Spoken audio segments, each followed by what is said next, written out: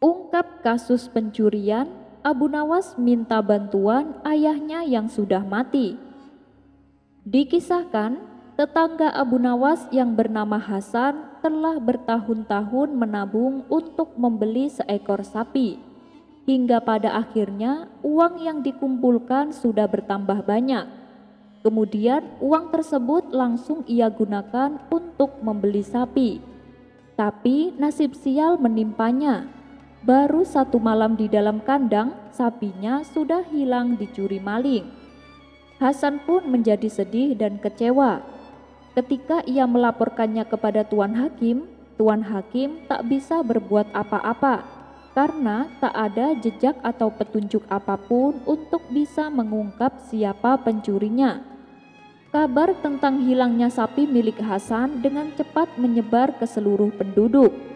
Kemudian salah satu kawan Hasan menyarankan supaya meminta bantuan Abu Nawas untuk menemukan kembali sapinya. Maka pergilah Hasan ke rumah Abu Nawas. "Tolonglah saya Abu Nawas, sapi itu hanya milikku satu-satunya yang berharga," kata Hasan sambil menangis. Sejenak Abu Nawas terdiam. Ia terus berpikir bagaimana caranya menolong Hasan. "Baiklah Hasan, mari ikut aku," ajak Abu Nawas. Lalu mereka pergi menuju pasar terdekat. Di sana mereka melihat seorang penjual daging yang sedang menjual daging sapi.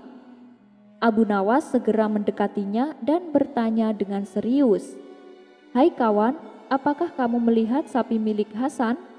Mendapat pertanyaan tersebut, penjual daging itu menjadi bingung. Ia pun kemudian menjawab, "Tidak, aku tidak melihat sapi milik siapapun. Aku hanya menjual daging yang dibawa oleh para peternak."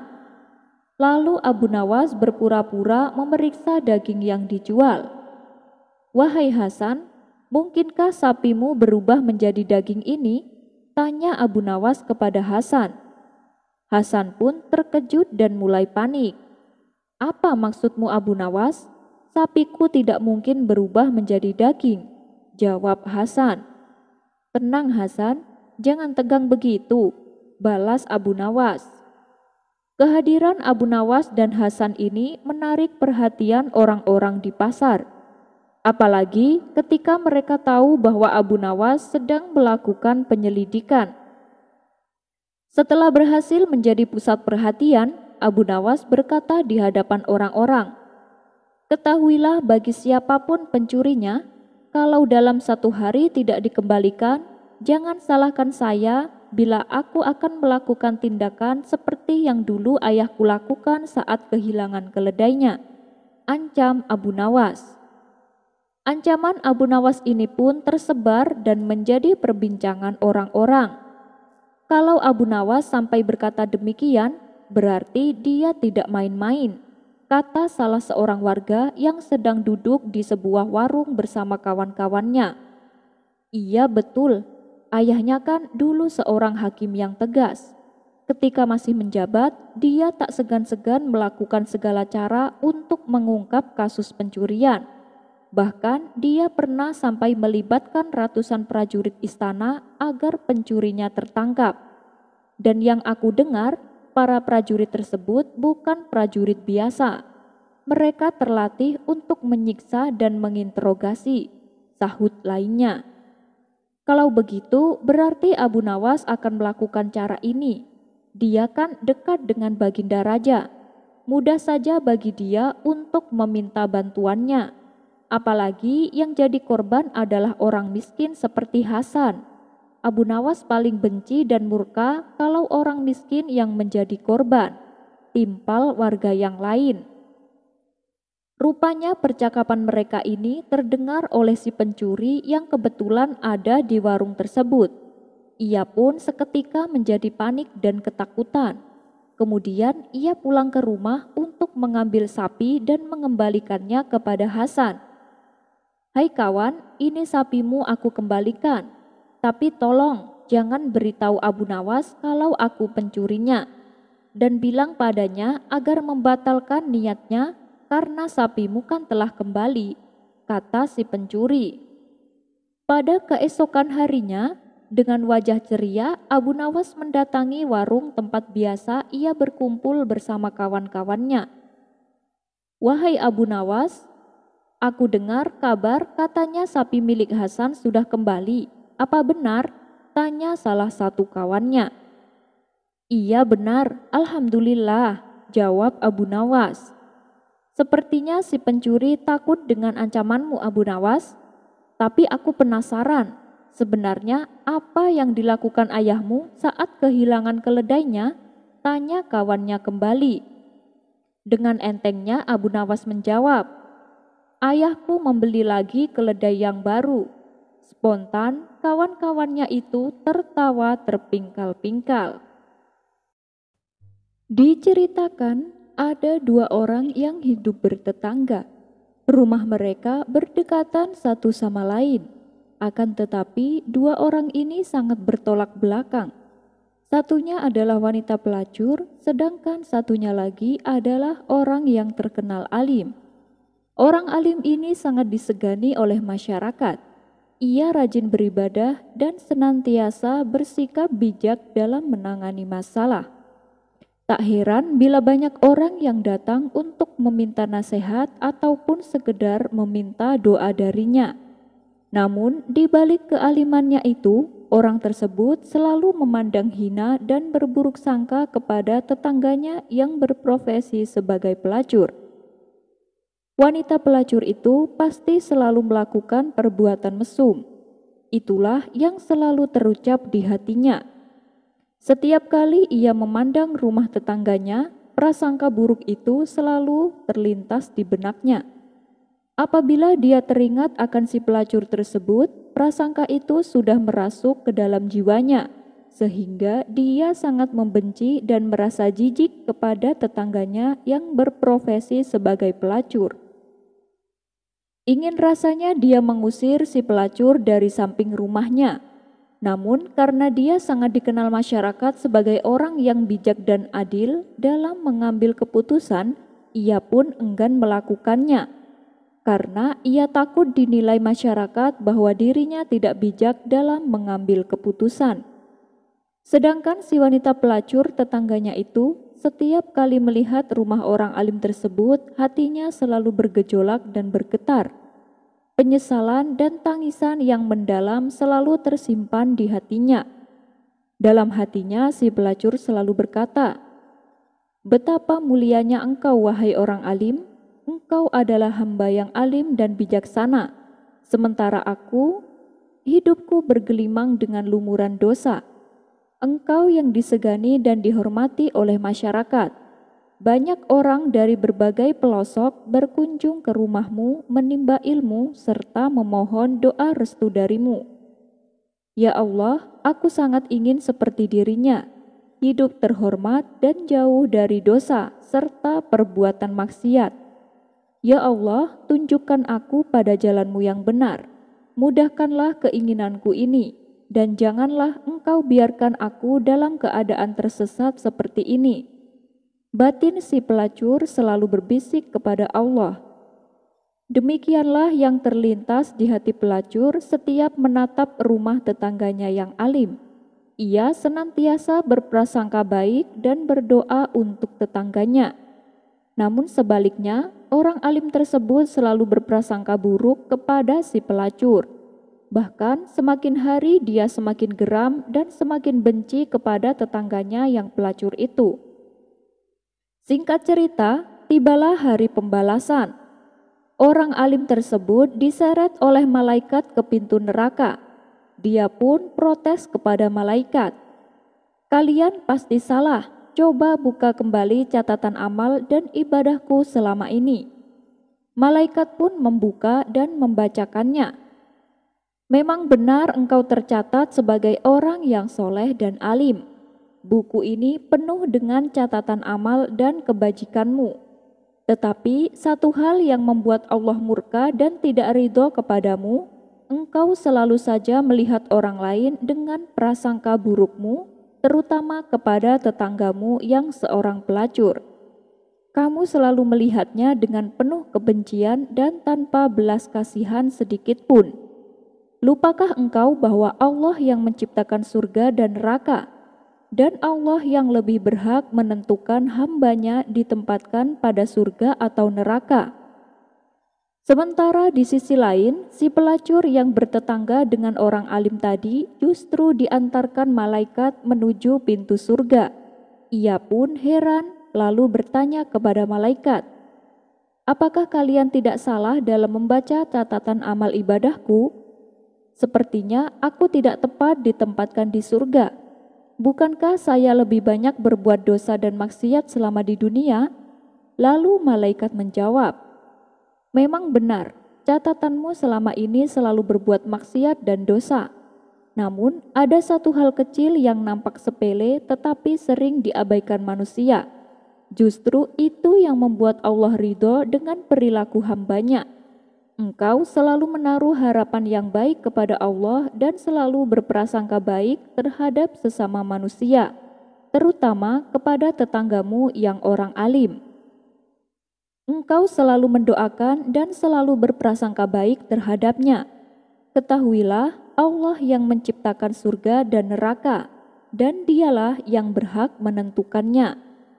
Kisah ini mengajarkan kepada kita agar senantiasa berprasangka baik kepada siapapun, meskipun yang kita lihat adalah orang yang hina dan berlumuran dosa. Perbuatan maksiat yang disertai rasa berdosa adalah lebih mulia dibandingkan melakukan ketaatan yang disertai rasa bangga dan kesombongan. Menjadi pendosa yang selalu menangisi dosa-dosanya daripada menjadi orang alim yang sombong dengan ilmunya. Kisah ini terdapat dalam kitab Al-Hikam karya Ibnu Athaillah. Wallahu a'lam bishawab. Kisah selanjutnya, Alkisah Raja Bengis nan kejam bernama Timur Leng berhasil menjajah seluruh negeri Asia Tengah. Dia dan ribuan pasukannya tak segan-segan menghancurkan siapa saja yang berani melawannya. Dan desas-desusnya, Raja Timur dan pasukannya berencana menyerang kota Baghdad. Hal ini membuat semua warga dicekam ketakutan, termasuk Abu Nawas sendiri. Sebab Raja Timur dan pasukannya terkenal sadis dan kejam.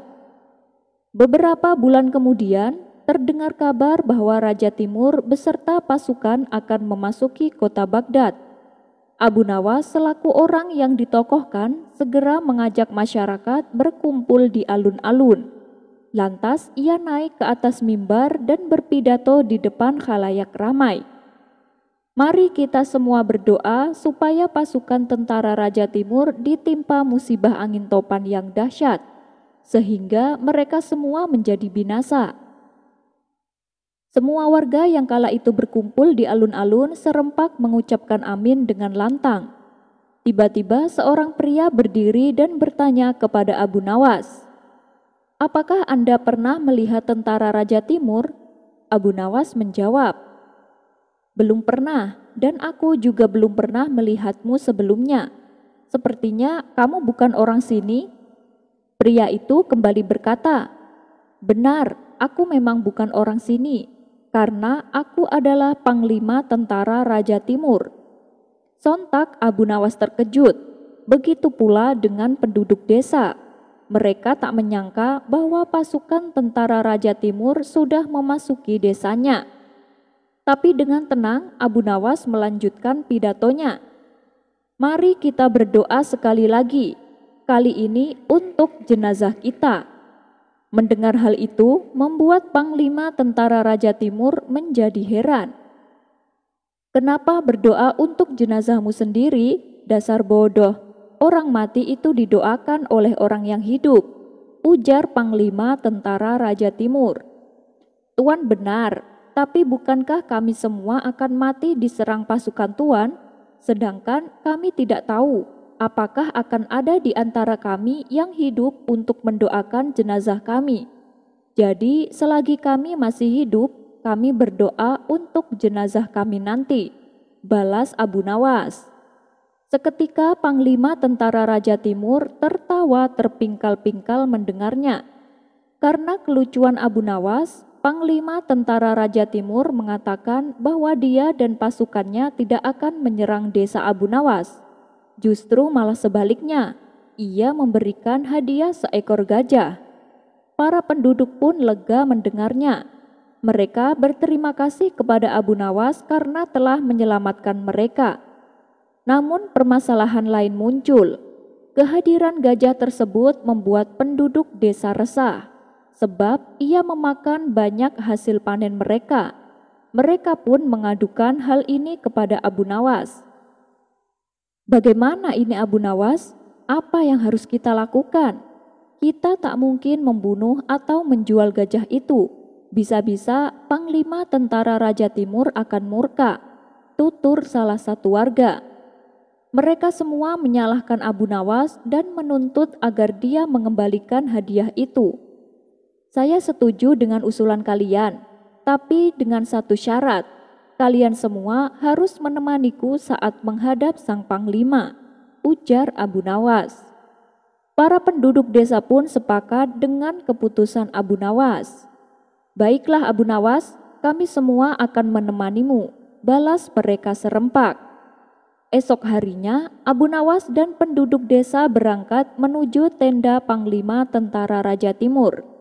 Sesampainya di sana, terdapat ribuan pasukan yang sedang berkumpul, dan terdapat ratusan tenda berdiri di tengah lapangan.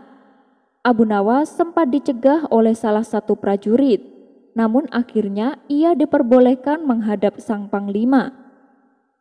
Tanpa Abu Nawas sadari, ternyata penduduk desa yang menemaninya memilih kabur meninggalkan Abu Nawas. Mereka takut akan dibunuh bila sampai usulannya membuat sang Panglima menjadi marah dan murka. Dan naasnya lagi, saat itu sang Panglima sedang dalam suasana hati yang buruk. Melihat kehadiran Abu Nawas, Panglima Tentara Raja Timur berteriak, "Mau apa datang kemari?" bentak sang Panglima. "Ini tentang gajah yang Tuan berikan," jawab Abu Nawas gemetaran. "Memangnya kenapa? Apakah hadiahku tidak berguna?" tanya sang Panglima.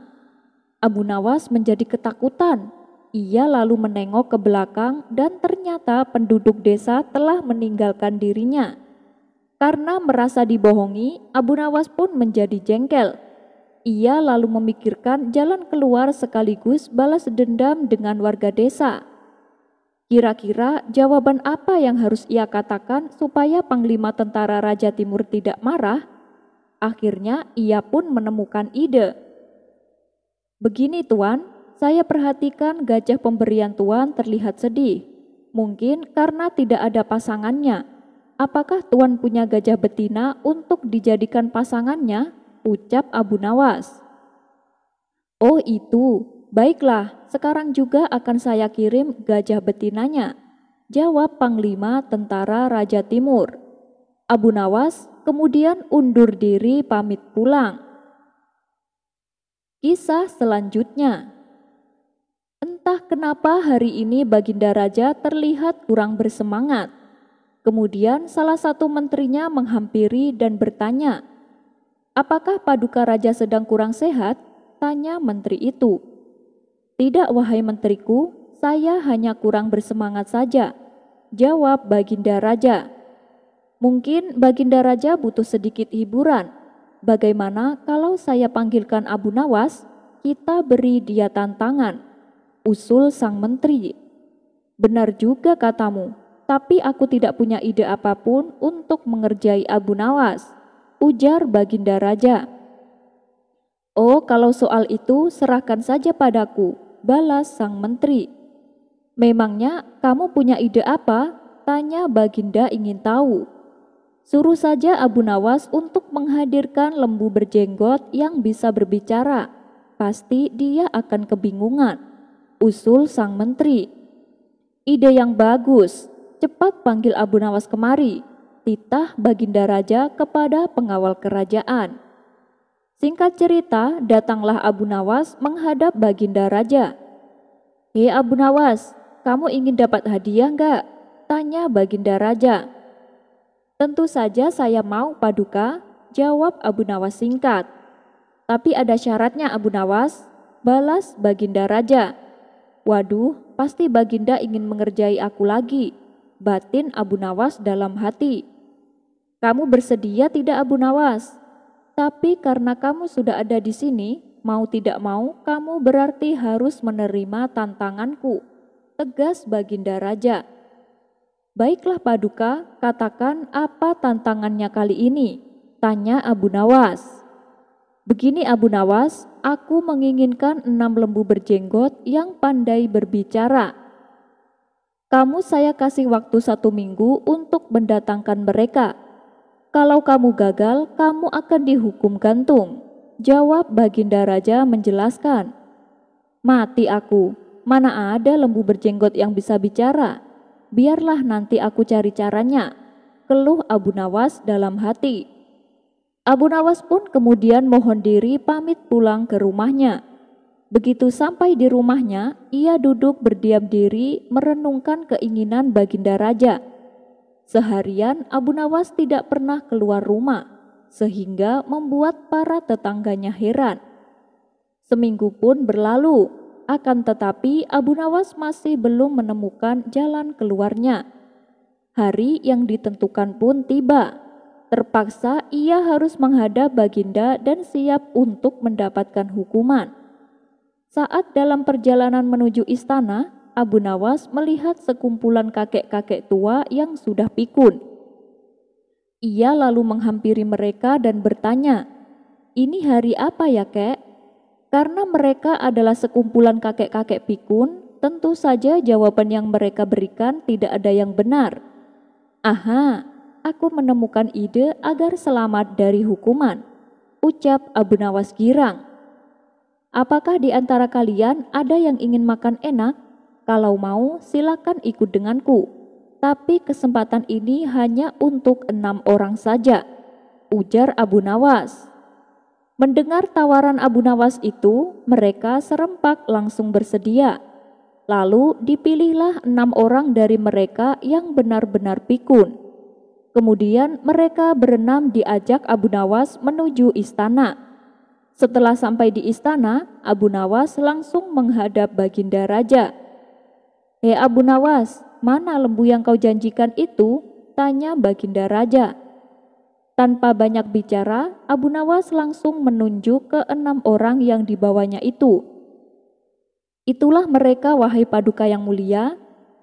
Melihat yang dibawanya adalah kakek-kakek tua berjenggot, Baginda pun heran. Lalu kembali bertanya, "Hei Abu Nawas, apa kamu tidak salah bawa?" Abu Nawas menjawab, "Tentu saja tidak wahai Paduka yang mulia. Kalau Baginda tidak percaya, tanyalah pada mereka. Hari apa sekarang?" Lantas Baginda pun segera menghampiri kakek-kakek tua dan bertanya kepadanya. Ternyata memang benar. Ketika Baginda Raja bertanya kepada kakek-kakek itu, jawaban mereka berbeda-beda dan tidak ada yang benar. Maka berujarlah Abu Nawas, "Tuh kan Baginda, jika mereka manusia tentunya tahu hari ini hari apa. Belum lagi jika Baginda menanyakan hari yang lain akan tambah pusinglah mereka. Inilah yang saya maksud dengan lembu berjenggot yang pandai bicara itu Baginda." Baginda Raja heran melihat Abu Nawas yang pandai melepaskan diri dari ancaman hukuman. Maka Baginda pun memberikan hadiah 5.000 dinar kepada Abu Nawas. Abu Nawas lalu pulang dan mengajak ke-6 orang tersebut makan enak di sebuah warung. Hakim bejat dibikin kelabakan oleh Abu Nawas. Di setiap ada permasalahan, disitulah Abu Nawas dibutuhkan. Bukan hanya menyelesaikan masalah yang remeh, masalah besar yang melibatkan pejabat negara pun dibabat habis oleh Abu Nawas. Seperti pada kisah kali ini. Seorang hakim yang setiap harinya menentukan salah dan benar seharusnya bisa diterapkan dalam kehidupan dan akhlaknya, bukan malah mencari keuntungan untuk dirinya sendiri. Berikut kisah lengkapnya. Suatu ketika, ada seorang laki-laki yang memutuskan untuk berangkat ibadah haji. Karena ia mempunyai anak-anak yang masih kecil, ia pun menemui hakim untuk meminta bantuannya. Sesampainya di pengadilan, ia menitipkan uang 1.000 dinar kepada tuan hakim dengan disaksikan beberapa pejabat pengadilan. "Tuan hakim, saya minta tolong tuan, saya titip uang 1.000 dinar karena saya hendak berangkat haji dan anak-anak saya masih kecil. Bila saya kembali dengan selamat, maka saya akan mengambil kembali titipanku. Tapi jika ternyata aku meninggal selama dalam perjalanan, maka tuan hakim adalah penggantiku.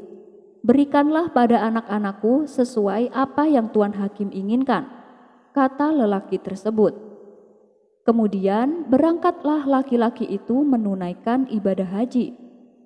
Beberapa minggu kemudian terdengar kabar bahwa si laki-laki itu meninggal dunia di tanah suci. Mendengar kabar duka tersebut, anak-anaknya lalu mendatangi tuan hakim untuk mengambil uang titipan ayahnya. "Wahai tuan hakim, kedatangan kami ke sini untuk mengambil titipan ayah kami," kata mereka kepada tuan hakim. "Begini anak-anak, jadi sebelum ayah kalian berangkat haji, ia menyatakan wasiatnya di hadapan orang-orang.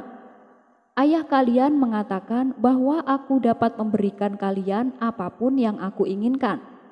Nah, karena itulah aku akan memberi kalian uang 100 dinar, tutur tuan hakim. Anak-anak itu pun protes, sebab uang yang dititipkan ayahnya berjumlah 1.000 dinar. Kemudian mereka bertanya kepada orang-orang yang menjadi saksi wasiat ayahnya, "Wahai tuan sekalian, apakah benar ayah kami berkata demikian?" tanya mereka. Dan para saksi pun membenarkan perkataan tuan hakim, karena memang itulah yang mereka dengar dari wasiat ayah anak-anak itu. "Tuh, kalian dengar sendiri kan, saya nggak mungkin membohongi kalian. Ini, terimalah uang 100 dinar, ucap tuan hakim. Anak-anak yatim ini pun menjadi bingung dan meminta kepada pejabat pengadilan yang lain untuk membantu mereka. Namun orang-orang tersebut tidak dapat berbuat apa-apa, karena yang dikatakan tuan hakim memang benar adanya. Dan tak ada cara lain, anak-anak yatim ini pun mendatangi rumah Abu Nawas untuk minta pertolongan. Setelah mendengar pengaduan mereka, Abu Nawas seketika menjadi murka. "Kurang ajar, ayo kita temui si hakim tamak itu, akan aku bantu kalian," kata Abu Nawas. Singkat cerita, sampailah Abu Nawas dan anak-anak yatim itu di pengadilan. Kemudian mereka mendatangi tuan hakim. "Hei hakim bejat, kenapa tidak kau berikan hak anak-anak yatim ini?" tanya Abu Nawas dengan emosi. "Tenang Abu Nawas, tenang. Aku sudah memberikan hak mereka sesuai dengan wasiat ayahnya," jawab tuan hakim. "Sudah bagaimana? Uang yang dititipkan ayah mereka kan 1.000 dinar, tapi kenapa hanya dikembalikan 100 dinar? Tanya Abu Nawas kembali. "Begini Abu Nawas, ayah mereka itu berwasiat bahwa aku dapat memberi mereka apapun yang aku inginkan. Dan wasiat tersebut juga disaksikan oleh seluruh pejabat pengadilan. Kalau kamu gak percaya, silakan tanya mereka. Nah, berdasarkan wasiat ayah mereka inilah yang aku inginkan hanyalah memberi anak-anak ini 100 dinar, jawab tuan hakim. Sejenak Abu Nawas terdiam. Ia memutar otak mencari cara agar kekurangan yang 900 dinar bisa kembali didapatkan oleh anak-anak tersebut. "Wahai hakim, mari kita luruskan berdasarkan ucapanmu tadi. Kamu memberikan anak-anak ini 100 dinar, sedangkan kamu sendiri menginginkan untuk dirimu sebanyak 900 dinar. Bukankah wasiat ayah anak-anak ini mengatakan, apapun yang kau inginkan, maka berikanlah pada mereka. Ya berarti berikan sisa 900 dinar kepada anak-anak ini. Karena 900 dinar itulah yang kamu inginkan," jelas Abu Nawas. Tuan hakim terkejut dengan jawaban Abu Nawas. Ia tak hanya cerdik, tapi juga pintar bermain kata-kata. Tuan Hakim tak berani membantah Abu Nawas lebih jauh, karena bisa-bisa malah nanti ia sendiri yang dinyatakan bersalah dan mendapatkan hukuman. Akhirnya Tuan Hakim pun tak berdaya dan terpaksa memberikan sisa 900 dinar kepada anak-anak yatim tersebut. Lomba memanah. Raja Harun ar-Rasyid tak henti-hentinya mengerjai Abu Nawas. Namun Abu Nawas selalu lolos dari perangkapnya. Yang ada malah Baginda Raja sendiri yang menanggung kekalahan. Kalaulah beradu otak, pasti Abu Nawas yang akan menang. Dan Raja tahu betul kecerdasan dan kecerdikan Abu Nawas. Namun Raja tak mau menyerah. Ia kembali hendak menguji kecerdasan dan kecerdikan Abu Nawas. Kali ini Raja Harun ar-Rasyid mempunyai ide untuk mengalahkan Abu Nawas, yaitu dengan mengajaknya lomba memanah. Karena lomba tersebut yang dibutuhkan adalah keahlian, bukan kecerdasan otak. Maka dipanggillah Abu Nawas ke istana. Dan singkat cerita, datanglah Abu Nawas menghadap Baginda Raja. "Ampun Paduka yang mulia, ada gerangan apa Paduka memanggil hamba?" tanya Abu Nawas. "Aku akan menantangmu lomba memanah, Abu Nawas. Apakah kamu berani?" tanya Baginda Raja. "Tapi Paduka, saya kan tidak pandai memanah," jawab Abu Nawas. "Itu jangan khawatir Abu Nawas. Kalau kamu berhasil, kamu akan mendapatkan hadiah besar," rayu Baginda Raja. Mendengar iming-iming hadiah besar membuat Abu Nawas tergiur. "Baik Paduka, saya ikut," sahut Abu Nawas. "Nah, gitu dong. Tapi lomba ini ada peraturannya Abu Nawas. Kamu hanya boleh memanah 1 kali dan harus tepat mengenai sasaran. Kalau kamu berhasil, kamu akan membawa hadiah besar. Tapi kalau kamu gagal, kamu harus pulang dengan jalan merangkak," jelas Baginda Raja. "Waduh, saya masuk perangkap sang raja. Sudah tahu kalau saya tak pandai memanah, tapi dipaksa ikut lomba memanah," batin Abu Nawas dalam hati. Di saat Abu Nawas kebingungan, Baginda Raja berkata, "Hei Abu Nawas, kenapa kamu malah bengong? Ada hadiah besar menantimu. Ayo kita mulai saja permainannya," ajak Baginda Raja. Kemudian Baginda Raja dan Abu Nawas berjalan ke tengah lapangan. Giliran pertama adalah Baginda Raja. Ia mengambil busur dan anak panah. Dengan penuh perhitungan, Baginda Raja melesatkan anak panah. Bidikannya hampir tepat mengenai sasaran. Anak panah tersebut menancap di pinggir sasaran. Sekarang tibalah giliran Abu Nawas. Ia pun berpikir keras agar lepas dari jebakan sang raja. Dengan hati berdebar, Abu Nawas mengambil busur dan anak panah. Otaknya terus berputar mencari cara supaya dirinya tidak dipermalukan oleh sang raja. Akhirnya dengan memantapkan hati, Abu Nawas mulai membidik sasaran. Saat ia memanah, sudah bisa ditebak anak panah pun meleset jauh dari sasaran. Melihat itu, Baginda Raja pun tertawa. "Kamu kalah Abu Nawas, aku yang menang," teriaknya kegirangan. Namun dengan kecerdikannya, Abu Nawas berkata, "Tunggu dulu Paduka, itu tadi saya sedang mencontohkan gaya memanah Tuan Menteri," ujarnya. Abu Nawas lalu kembali mengambil anak panah. Ia membidiknya dan mulai memanah untuk kedua kalinya. Namun anak panah masih juga melesat jauh dari sasaran. Tapi sebelum Baginda Raja berteriak kegirangan, Abu Nawas menyela duluan. "Demikianlah gaya Tuan Wali Kota memanah," sahutnya.